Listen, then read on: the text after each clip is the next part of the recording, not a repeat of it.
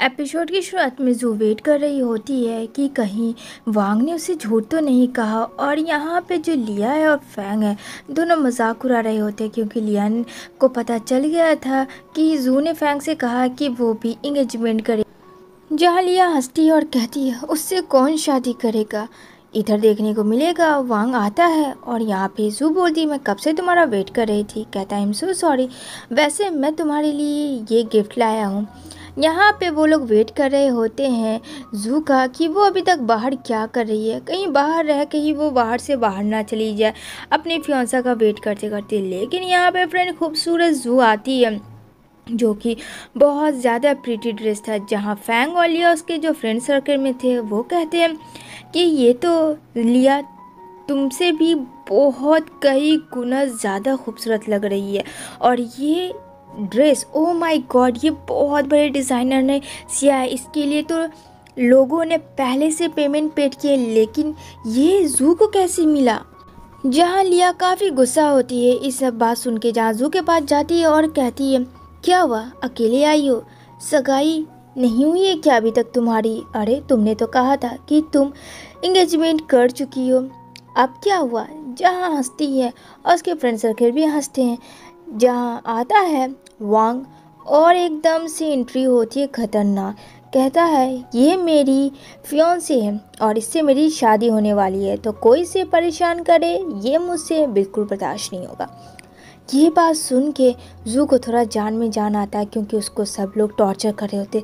लेकिन लिया का तो होश ही उड़ जाता है जब फ्रेंड वो वांग को देखती है, क्योंकि वांग जो है उसका ब्रदर होता है। यहाँ पे कहती है भाई तुम इस लड़की के साथ कब इंटीमेट हुए और तुमने कब इससे इंगेजमेंट का फैसला कर लिया। जहाँ वांग कहता है कि तुम कौन होती हो मुझसे पूछने वाली। जहाँ यहाँ में रिवील होता है वांग की जो कज़न है वो फ्रेंड कोई और नहीं लिया है, जिस वजह से फेंग ने लिया को पटाया होता है। यहाँ पे वो गुस्सा करती है कि ये 2 कौड़े की लड़की है, आप इसके बारे में सच्चाई नहीं जानते।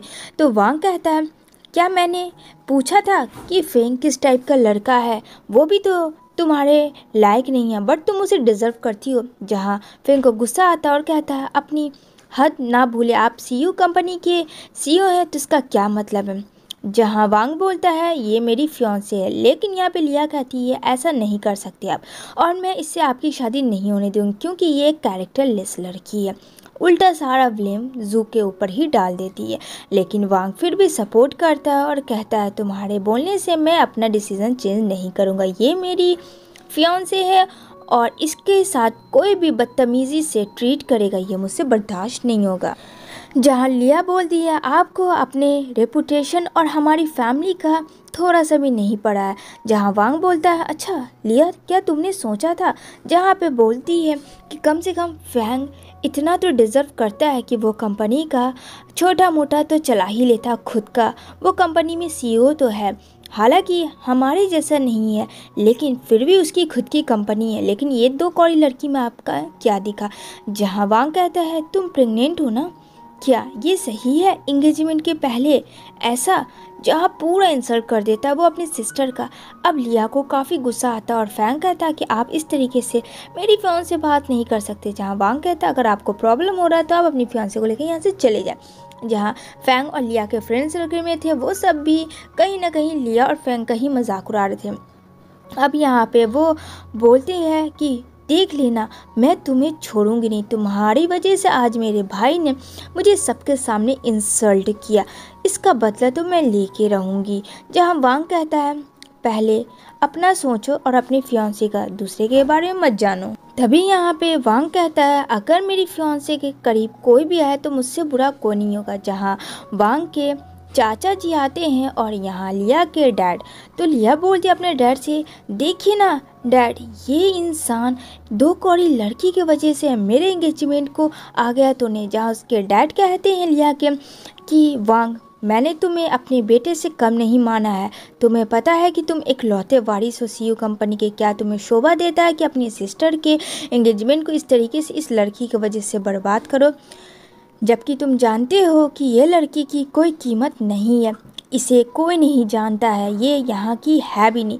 जहाँ वांग कहता है मुझे उससे फ़र्क नहीं पड़ता और ये जू को लेके आ जाता है। जहाँ जू से जो है वांग का कुछ सामान गिर जाता है तो कहती है आई एम रियली सॉरी। तो कहता कोई बात नहीं, लेकिन नेक्स्ट टाइम से याद रखना कि मेरी चीज़ों को इस तरीके से तुम हाथ ना लगाना, क्योंकि वो उसकी एक्स गर्लफ्रेंड का दिया हुआ गिफ्ट था। कहती है हाँ मैं याद रखूँगी। कहता है तुम ठीक तो हो ना, और हाँ उन सब चीज़ों के बारे में मत सोचना, जैसे भी होगा मैं हैंडल कर लूँगा। जहाँ जू बोलती है नहीं, मुझे भी तुम्हारे साथ अब खड़े रहना है, मेरा पूरा हक है तुम्हें प्रोटेक्ट करने का। जहाँ वांग प्रॉमिस करता है जू को कि वो प्रोटेक्ट करेगा उसके एक्स फियांसे से और अपनी सिस्टर से।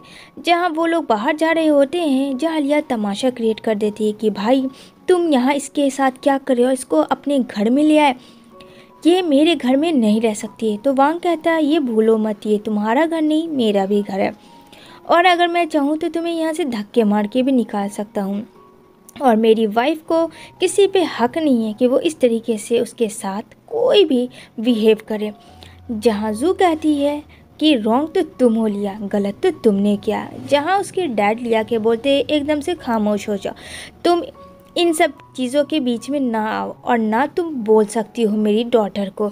जहाँ वांग कहता है कि जब लिया बोलेगी तो वहाँ जू भी बोलेगी, और जू ने जो भी कहा वो गलत नहीं कहा, क्योंकि मैंने सब सामने में सुन रहा हूँ, उसने तो कुछ बोला ही नहीं। उल्टा लिया ही जू को एकदम से उल्टा सीधा कह रही है, उसके कुछ और ही मीनिंग वो निकाल रही है। अब इतना कह के वो जू वापस लेके घर से बाहर चला जाता है। यहाँ पे बोलती है जू क्या आपकी एक्स गर्लफ्रेंड इन्हीं सब रीज़न से आपसे दूर हो गई थी क्या? जहाँ वांग बोलता है छोड़ो उन सब चीज़ों को, जो पास था वो पास था, मैं तुम्हें कभी नहीं छोड़ूंगा, गलती मुझसे एक बार हुई पर दोबारा नहीं होगी। वो उसे ऑफिस लेके आता है, जहाँ बोलती है ये आधा अधूरा ड्राइंग किसने बनाया है, इसे तो पूरा होना चाहिए। तो यहाँ पे वो बोलती है क्या मैं ड्राइंग कर लूँ?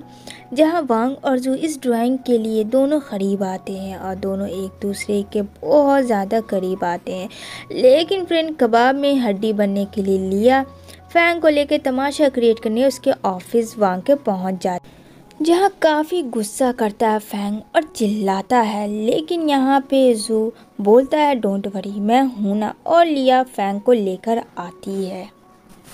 जहाँ बोलता है फैंग कि तुम मेरे पीठ पीछे गेम खेल रही हो ना, इससे शादी करके और झूठा मैरिज दिखाकर, क्योंकि तुम्हें तो यहाँ कोई नहीं जानता। सडनली वांग कैसे जान जाएगा सीईओ कंपनी का सीईओ, जरा ये मुझे बताओ।